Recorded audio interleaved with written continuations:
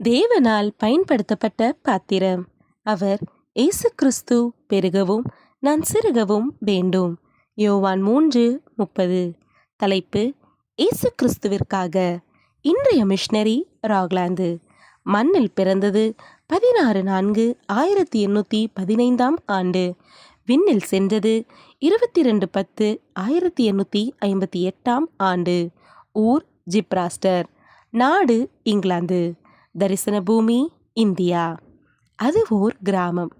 இயேசுவை பற்றி அறியாதவர்கள், அறியவும் விரும்பாதவர்கள், மூட பழக்க வழக்கங்களுள் மூழ்கி கிடந்தவர்கள்.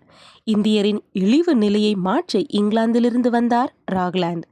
கேம்பிரிட்ஜ் பல்கலைக்கழகத்தில் பட்டம் பெற்றவர். ஆயராகவும் கேம்பிரிட்ஜ் கல்லூரியின் மேற்பார்வையாளராகவும் பணியாற்றியவர். வட திருநெல்வேலியில் அமைந்திருந்த கிராமங்களுக்கு நற்செய்தியை பறைசாற்ற உள்ளே நுழைந்தார். நுழைந்ததுதான் தாமதம். கற்களும் தூசிகளும் அவரை நோக்கி வீசப்பட்டன. பிராமணன் ஒருவன் தடியால் தலையில் அடித்தான். இடம் விட்டு நகரும் முன்னே சரமாரியாக அடிகள் விழுந்தன.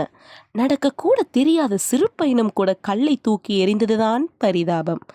எதிர்ப்புகளை கண்டு பழகிப்போன ராக்லாந்து அவர்களையும் கிறிஸ்துவுக்குள் வழிநடத்தினார். பல ஆலயங்கள் சிவகாசி மற்றும் சுற்றுப்புறங்களில் கட்டப்பட்டன.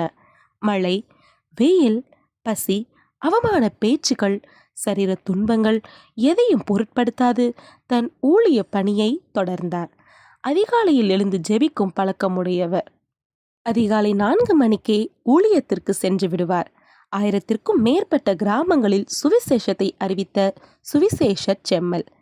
பசியின் களைப்பினால் தொப்பியில் கூழ் வாங்கி குடித்துவிட்டு மீண்டும் அலைந்து நற்செய்தி அறிவித்தவர். ஓயாத அலைச்சலினால் அவர் உடல் நலிந்தது. காச நோய் அவரை தாக்கியது. இரத்த வாந்தி எடுத்தார். விக்கிரக வணக்கத்தாரை இயேசுவின் பாதையில் நடத்திய ராக்லாந்து தனது 44வது வயதில் மரணத்தை தழுவினார்.